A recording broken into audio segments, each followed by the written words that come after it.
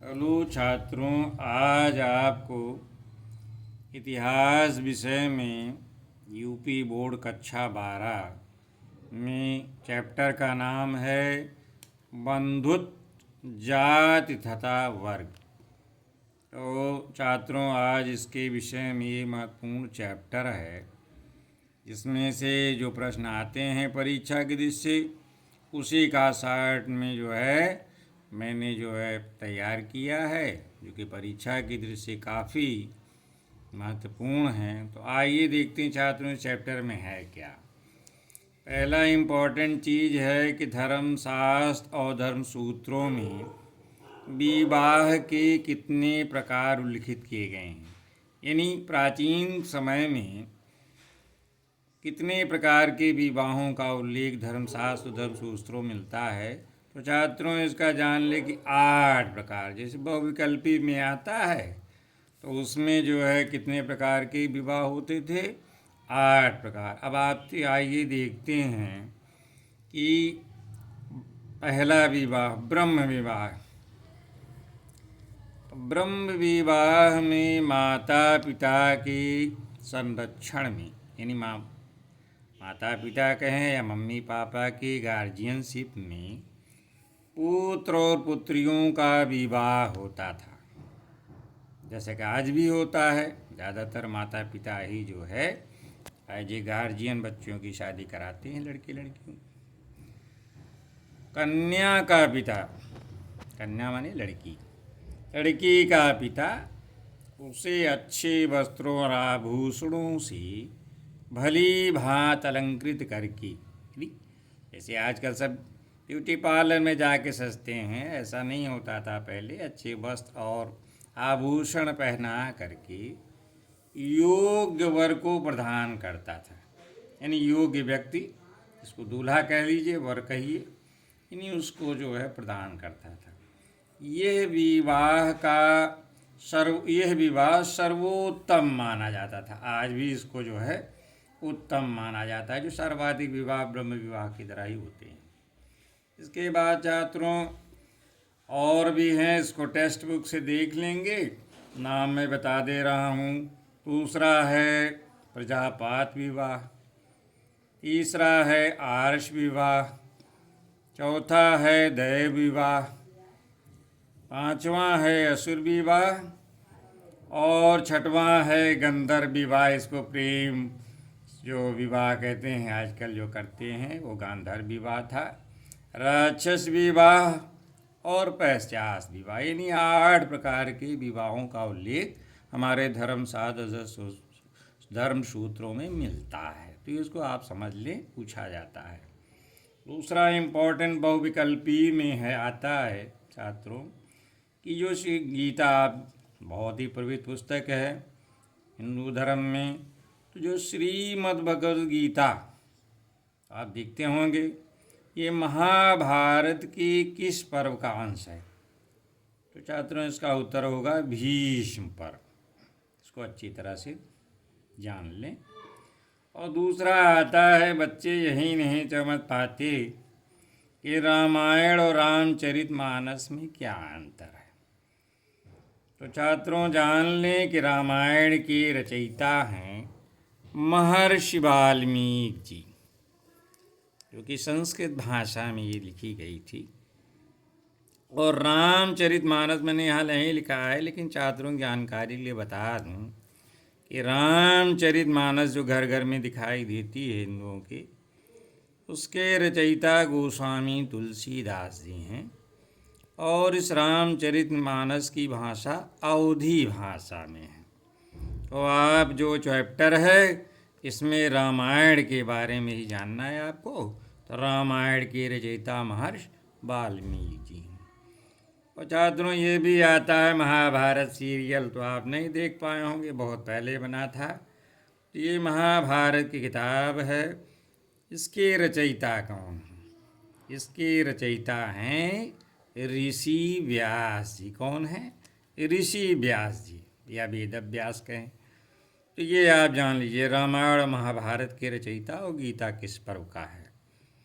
और ये महाभारत जो है महाकाव्य, ये महाकाव्य है। महाभारत क्या है? काव्य नहीं, महाकाव्य है।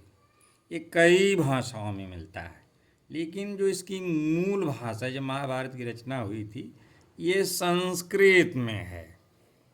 हालांकि कई भाषाओं में मिलता है, लेकिन इसकी जो ओरिजिनल भाषा थी वो संस्कृत है। अष्टाध्यायी का लेखक था, ये भी आता, बहुत इम्पॉर्टेंट है। तो ये भी आप आगे जो है, अब ये नहीं कि यूपी बोर्ड पास कर लिए, अब आगे की जितनी भी परीक्षाएं देंगे ये उसकी दृष्टि से भी, जनरल नॉलेज की दृष्टि से महत्वपूर्ण है। पूछा जाता है कि अष्टाध्यायी के लेखक थे या लेखक कौन था। तो ये समझ लीजिए कि इसके अष्टाध्यायी के लेखक थे पाणिनि। अब छात्रों, जो आपका चैप्टर है बंधुत्व जाति और वर्ग, इसमें प्रश्न आता है महाभारत क्या है, इसे आप क्या समझते हैं। शॉर्ट में टिप्पणी करने को आता है, तो आप इसको समझ लें। महाभारत एक गतिशील ग्रंथ है। इसकी कहानी क्या है? एक ही कुटुंब, कुटुंब माने परिवार, के दो परिवारों की कहानी है।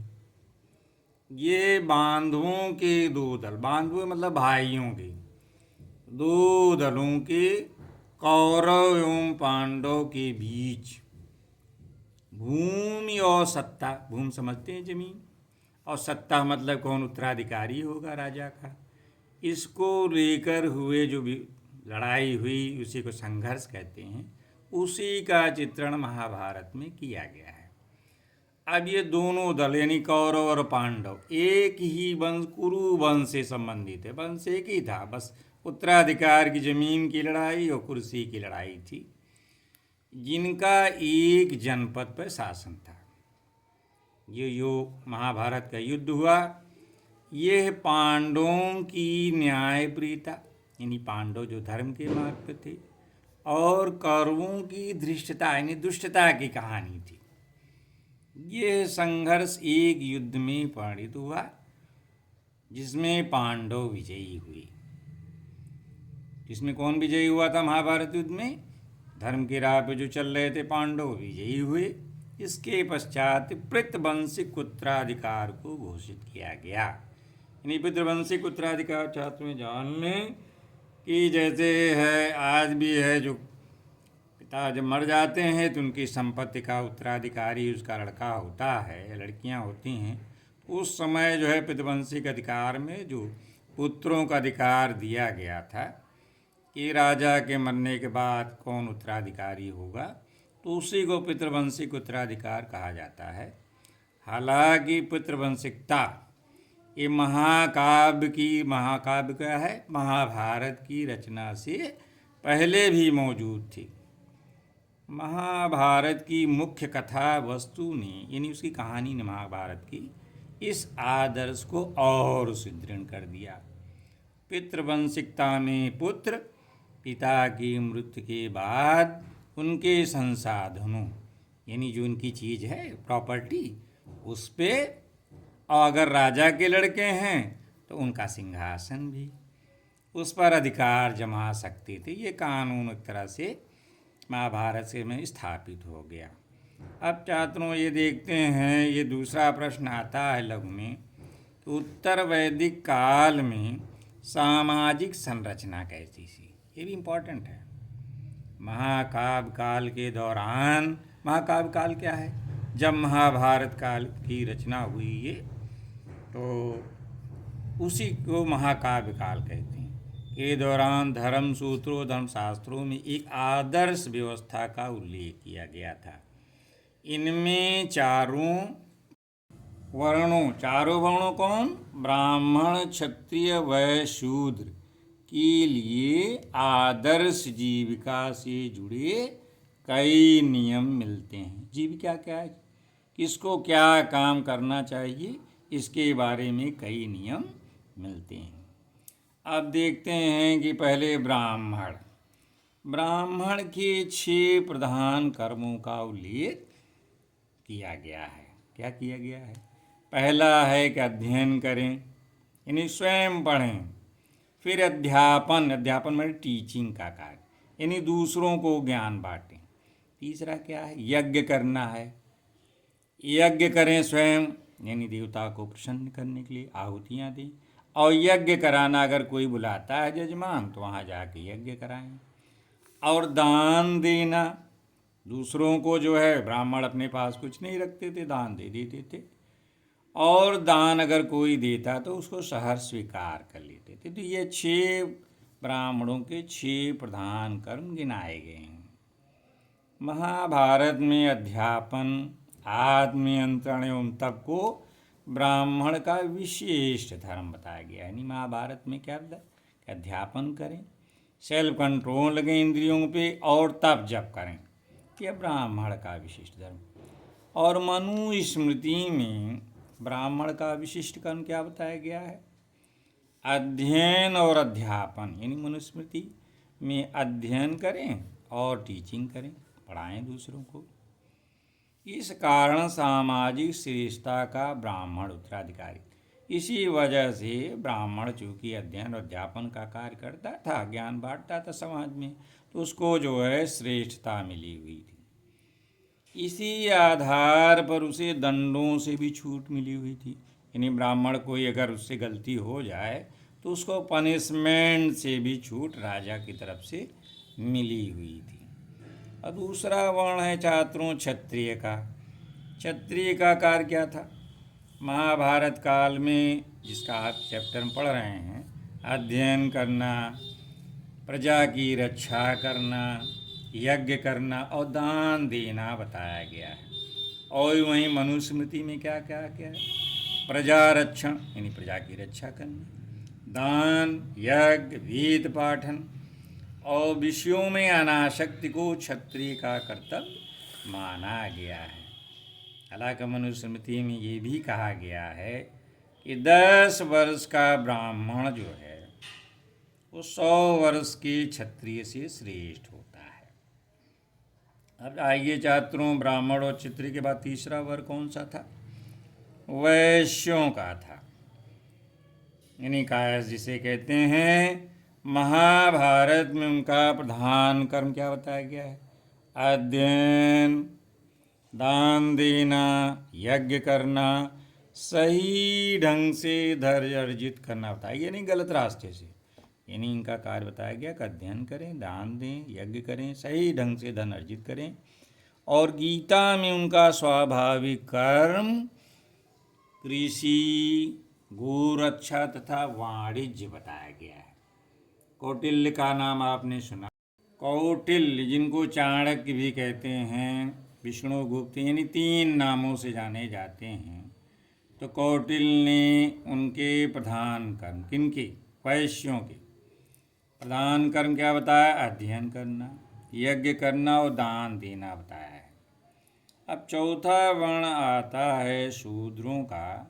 तो शूद्रों की दशा महाभारत काल में उनकी दशा दयनीय थी।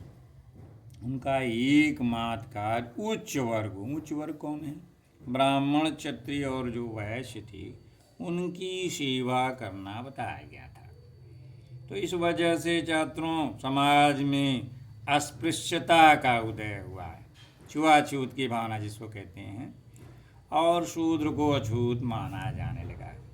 तो इस प्रकार निष्कर्षतः हम कह सकते हैं इस काल में, यानी प्रोफेशन के आधार पर कौन कौन सा कार्य कौन करेगा, उसी आधार पर वर्ण व्यवस्था जो है, पहले तो, फिर बाद में वो जन्म पर आधारित व्यवस्था वो जाति प्रथा में परिवर्तित हो गई। इसके बाद नेक्स्ट क्वेश्चन आता है, बहुत ही इम्पॉर्टेंट है, इस बार परीक्षा की दृष्टि से भी है, कि पूर्व वैदिक काल और उत्तर वैदिक काल में क्या अंतर है।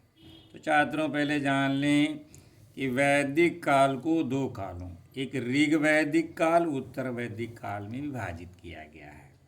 ऋग वैदिक काल का समय क्या है? 1500 से 1000 ईसा पूर्व, यानी ये ऋग्वैदिक काल। इस समय का जो संपूर्ण हिस्ट्री है, इतिहास, हमें ऋग्वेद से प्राप्त होता है। यानी पूर्व वैदिक काल में जो ऋग्वैदिक काल अलग से है, ऋग्वेद से सारी जानकारी मिलती है। और उत्तर वैदिक काल का समय क्या है? 1000 ईस्वी से 600 ईसा पूर्व तक, भारतीय इतिहास में उस काल को जिसमें कि सामवेद, ऋग्वेद तो पहले ही हो गया था, अब इस काल में सामवेद, 4 वेद हैं छात्रों, ऋग्वेद, सामवेद, यजुर्वेद, अर्थोवेद। तो इसमें ये जो 3 शेष हैं, सामवेद, यजुर्वेद, अर्थोवेद तथा ब्राह्मण ग्रंथों, आरण्यक, उपनिषद हैं, इनकी रचना को उत्तर वैदिक काल कहा जाता है।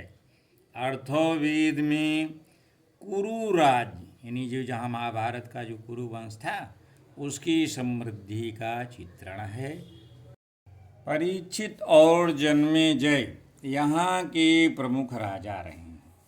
कुरुकुल का इतिहास, महाभारत का युद्ध 18 दिन तक चलने वाला। छात्रों, महाभारत युद्ध कितने दिन तक चला था? 18 दिन तक। संभवतः ये 950 ईसा पूर्व के आसपास के नाम से विख्यात है। पूर्व वैदिक समाज का तात्पर्य ऋग्वैदिक समाज से। पूर्व वैदिक मतलब उन्हें बताया कि ऋग्वैदिक काल से, जहाँ समाज कैसा था? समता मूलक था। इसका मतलब सभी वर्ण बराबर थे, किसी के साथ कोई भेदभाव नहीं था। ऋग्वैदिक काल में सामाजिक व्यवस्था सहयोग और सहभागिता पर आधारित थी। इस समय समाज प्रतिसत्तात्मक होने के बावजूद ऋग्वैदिक काल में स्त्री पुरुष में कोई भेद नहीं था। पुत्रियों को पुत्रों के समान माना जाता था और उनकी शिक्षा या उनका जो कानूनी अधिकार है उसमें भी समानता थी। जबकि जब उत्तर वैदिक काल आया तो में समाज में असमानताएं उत्पन्न होने। ऋग्वैदिक काल में समता मूलक समाज था, कोई असमानता स्त्री पुरुष या जातिगत नहीं थी। ऋग्वैदिक समाज का अधिकार क्या था? वेश क्या था? समाज कैसा था? परिवार होता था, फैमिली, जिसमें पिता या बड़ा भाई जो होता था उस समय वो परिवार का स्वामी होता था, मुखिया वही होता था। ऋग्वैदिक समाज में वर्ग विभेद से रहित था, यानी ऋग्वैदिक में कोई विभेद समानता मूलक था और इस समय के सभी लोगों को आर्य कहा जाता था। ऋग्वैदिक काल में समाज के प्रारंभ में 3 वर्णों का उल्लेख मिलता है, जिसे ब्रह्मा, क्षत्र, विषु कहा जाता था। कालांतर में यानी बाद में एक चौथा वर्ण शूद्र नाम से समाज में उत्पन्न हो गया। ऋग्वेद के 10वें मंडल के पुरुष सूक्त में पहली बार शूद्र वर्ण का उल्लेख मिलता है। अब तो ऋग्वैदिक समाज आपको समझ में आ गया। अब उत्तर वैदिक काल में ऋग्वैदिक सामाजिक संरचना टूटने लगती है। अब वर्ण व्यवस्था कर्म के आधार पर नहीं बल्कि जन्म के आधार पर निर्धारित की जाने लगी। जन्म आधारित वर्ण व्यवस्था ने सामाजिक जटिलता को बढ़ावा दिया। उत्तर वैदिक काल में चतुर्वर्ण व्यवस्था विस्थापित हो गई। इसमें ब्राह्मण और क्षत्रिय विशेषाधिकार प्राप्त वर्ण के रूप में स्थापित हो गए। समाज में सर्वश्रेष्ठ स्थान जो है ब्राह्मण का था। ब्राह्मण के पश्चात क्षत्रियों का स्थान आता था। तीसरा स्थान वैश्य वर्ग का था, जो एकमात्र उत्पादक था और करदाता के रूप में विद्यमान था। इन 3 वर्णों को यानी ब्राह्मण, क्षत्रिय और वैश्य को द्विज की श्रेणी में रखा गया। इनको द्विज कहा जाता, 3 वर्गों को। इन 3 वर्णों को उपनयन संस्कार का अधिकार, उपनयन संस्कार जानते हैं, जो जनेऊ पहनते हैं, इन तीनों वर्णों को जनेऊ उपनयन संस्कार का अधिकार था। इन 3 वर्णों से पृथक एक अन्य वर्ण शूद्र का था। इनका दायित्व क्या था छात्रों? उपयुक्त 3 वर्णों की सेवा करना था। उत्तर वैदिक काल में तुलनात्मक रूप से अगर देखें ऋग्वैदिक से, तो स्त्रियों की सामाजिक दशा में गिरावट है। अब सभा और समिति, यानी ऋग्वैदिक काल में सभा और समिति जैसी जो सामाजिक संस्थाओं में स्त्रियों का प्रवेश वर्जित हो गया था। यानी पहले उसमें पुरुष सभा और समिति में भाग लेती थी, महिलाएं भी। अब उत्तर वैदिक काल में तुलनात्मक रूप से स्त्रियों की सामाजिक दशा में गिरावट आई। पहले ऋग वैदिक काल में स्त्रियों का प्रवेश होता था, लेकिन उत्तर वैदिक में क्या हुआ, अब सभा और समिति जैसी जो सामाजिक संस्थाएं थीं उसमें स्त्रियों का प्रवेश वर्जित हो गया, एंट्री बंद। अब स्त्रियां नहीं जा सकती थी सभा समिति में। सामाजिक जीवन में स्त्रियों का प्रवेश कम हो गया। नारी की धार्मिक, उत्तर वैदिक काल में समाज में गोत्र की अवधारणा का विकास हुआ। गोत्र आप जानते होंगे छात्रों, इसका विकास हुआ जो सामाजिक परिवर्तन का ही एक पहलू है। अब कंक्लूजन में क्या बता सकते हैं ऋग वैदिक उत्तर वैदिक समाज में, तो निष्कर्षतः पूर्व वैदिक समाज की तुलना में उत्तर वैदिक काल के समाज में आए परिवर्तनों के जो कारण थे, जो परिवर्तन हुए उत्तर वैदिक में, वो धार्मिक, राजनीतिक, आर्थिक परिवर्तन थे, जिन्होंने समाज की समतामूलक स्वरूप को, ऋग वैदिक में समतामूलक था तो उत्तर वैदिक में समतामूलक स्वरूप को समय और आवश्यकता के अनुसार परिवर्तित कर दिया।